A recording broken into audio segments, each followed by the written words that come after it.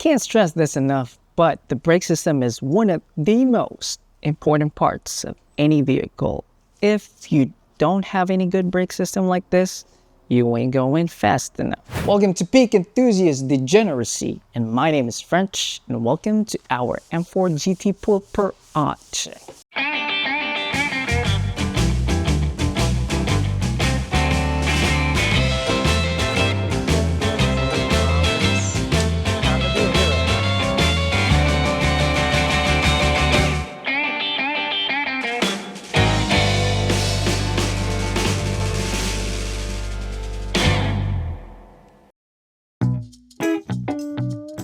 The basic concepts of a brake system in any vehicle is quite simple. It converts kinetic energy into heat through friction, and that gradually stops a moving vehicle. The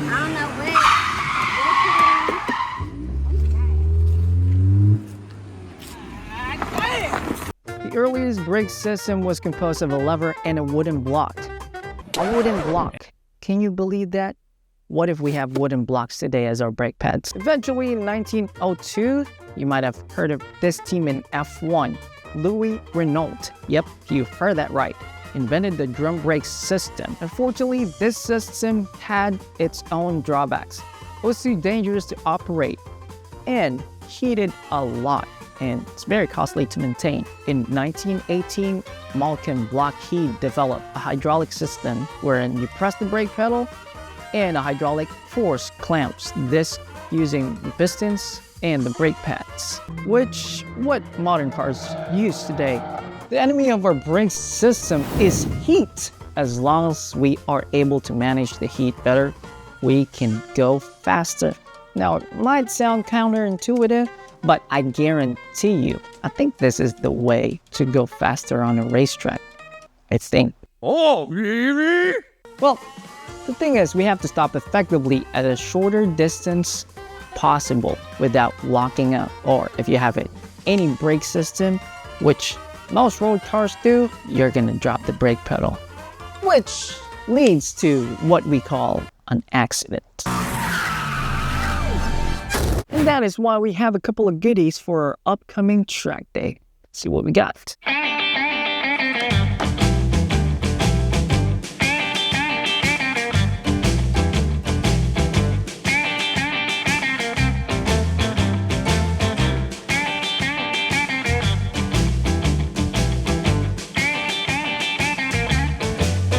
So just the biggest elephant in the room. Why not just upgrade to a BBC or a big brake caliper? Gotcha. Gotcha. There's a couple of reasons for that. One, I want to explore the true limits of the blue caliper, and secondly, it's going to cost me a kidney. It costs $12,000 for a set. $12,000. Once again, we don't have that type of money, and my kidneys are bad. If I'm competing, I'll probably consider it, but we are here to have a good time without breaking the bank. Today I'm going to show you how to put a little bit of testosterone in our F8X brake system. So let's get to work.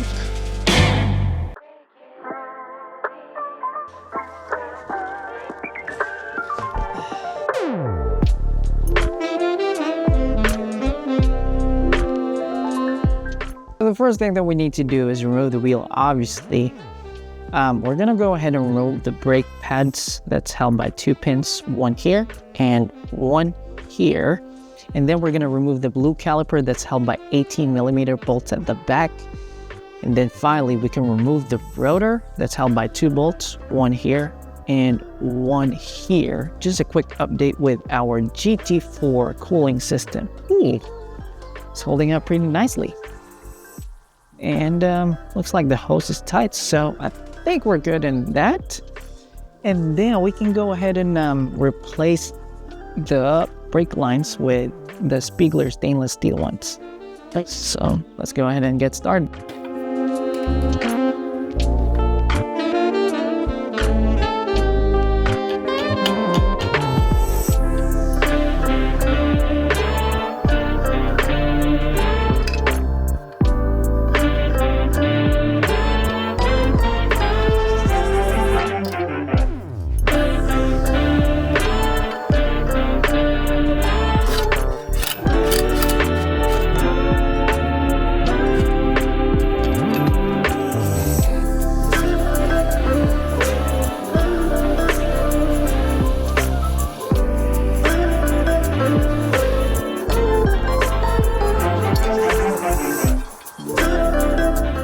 finally took out the rotor, and looks like my old one is glazed. It's time to put in the new one. I don't think you can miss it because you have these 3 studs that's gonna guide you, so you can retort those bolts that's holding the rotor. So let's go ahead and put in the new rotor, and then we are gonna fix, or we are gonna replace the brake lines next.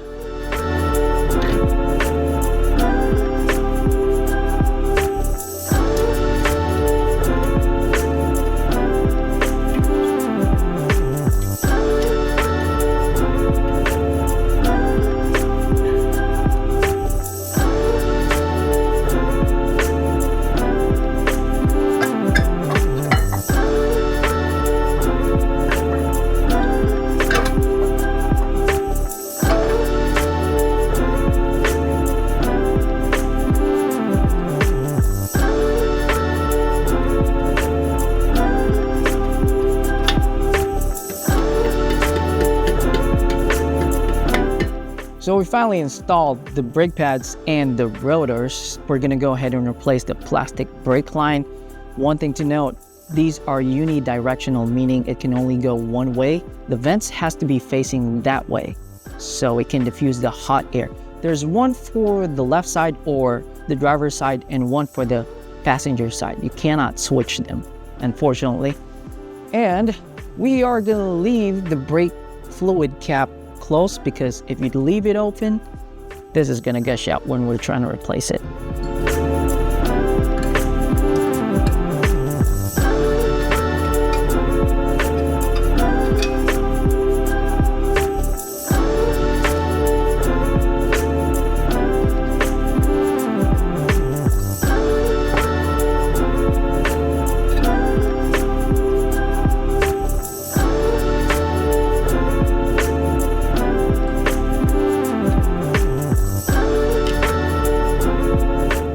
All right, we finally attached our stainless steel brake line. As you can see, it's a messy job, per usual. But I'm gonna go clean this one up, and then we are gonna put some wheel studs. At least it's a lot easier working on our car.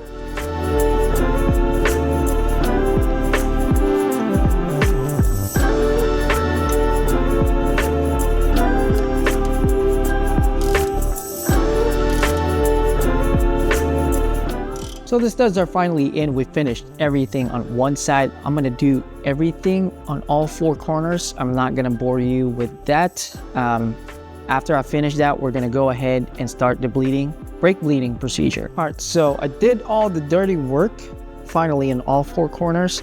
Now it's time to pressure bleed the system.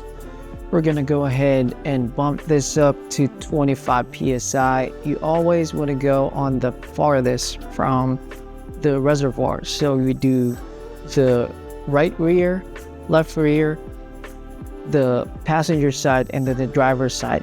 Note that we have 2 nipples, one at the back and one in the front for the front caliper.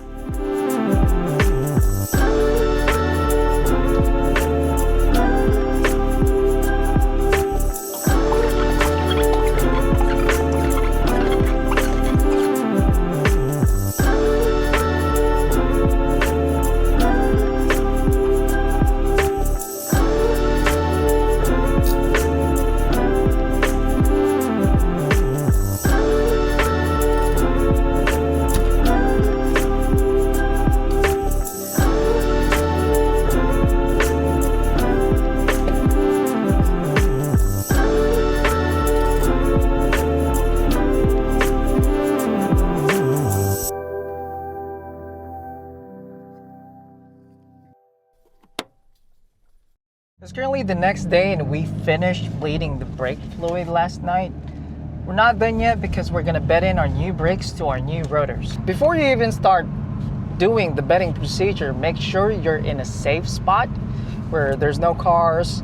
It's empty basically, because the bedding in procedure requires you to come up to a 35 miles per hour all the way down to 5 miles per hour with a moderate brake pedal pressure. We're gonna go ahead and do that 6 to 10 times. And then we're gonna bump the speed to 45 miles an hour to 5 miles per hour for about 2 times. And then you have to cool the brakes for about 10 minutes, keeping a speed of 45 miles an hour. So that's how you properly bed in the brakes. If you have cooling brake ducts like I do, make sure to cover them because you want to maintain an optimal temperature while you're bedding in the brakes. So we'll go ahead and start now.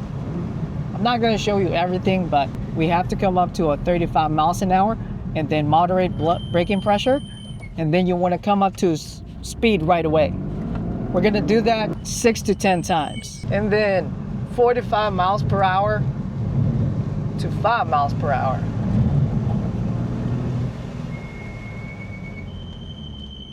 Ooh, that felt good.